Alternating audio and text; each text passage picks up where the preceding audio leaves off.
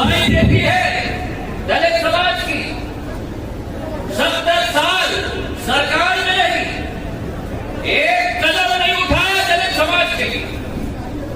और जब इनके प्रधानमंत्री बने आजादी के बाद, पहला लोकसभा चुनाव सन 1952 में बाबा साहब अम्बेडकर लोकसभा चुनाव के मैदान में उतरे कि प्रजातंत्र का हिस्सा मैं बनना चाहता हूं। उस समय में किसी भी राजनीतिक दल ने हिम्मत नहीं रखी बाबा साहब अम्बेडकर जी के सामने प्रत्याशी उतारने की। वो केवल एक कांग्रेस पार्टी थी जिसने उम्मीदवार उतारा बाबा साहब के विरोध, और बाबा साहब को हराने का काम अगर किसी दल ने किया तो वो कांग्रेस पार्टी ने किया मेरे भाइयों से। आज वो पार्टी बाबा साहब के नाम पर वोट मांगने के लिए आती।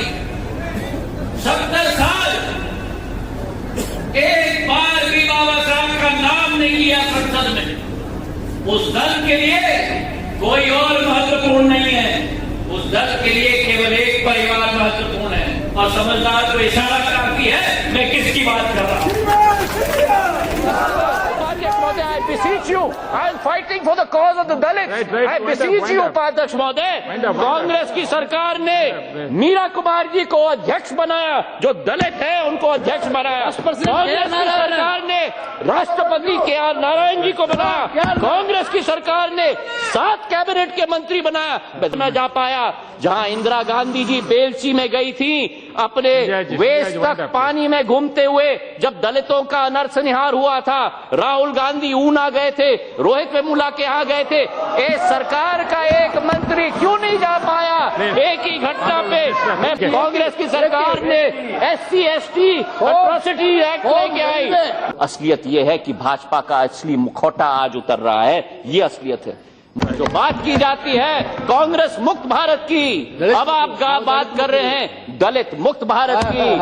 और जब आप झाबुआ गए थे और वहां आपने कहा कि आदिवासी उन्मूलन की बात आपने की, जो शर्म की बात होती है आपके पोस्टरों पर, तो आप आदिवासी मुक्त भारत की बात करते हो। प्रधानमंत्री वक्तव्य देते हैं और अगले दिन 3 Andhra Dalits tied to trees and trashed for skinning cow, Dalits stripped and killed for stealing watch।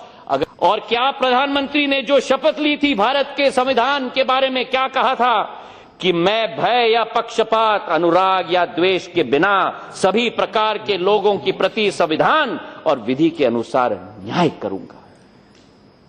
और उसके बाद ये वक्तव्य आता है कि हमला करना है तो मुझ पर कीजिए, गोली चलाना है तो मुझ पर चलाइए, लेकिन मेरे दलित भाइयों पर हमला बंद होना चाहिए। इतनी बेबसी और लाचारी का वक्तव्य के अलावा क्या हो सकता है? जो व्यक्ति कहे कि मैं प्रथम सेवक हूं, जो व्यक्ति कहे कि मैं चौकीदार हूं, अगर कोई भी वो हत्या करने का कदम उठाए तो उस व्यक्ति के विरुद्ध इस सरकार को, उस प्रधानमंत्री को कदम लेना चाहिए। जो कहा जाता है digital India, stand up India, startup India, बस वास्तविकता है suppress India, repress India, weak India and beat India.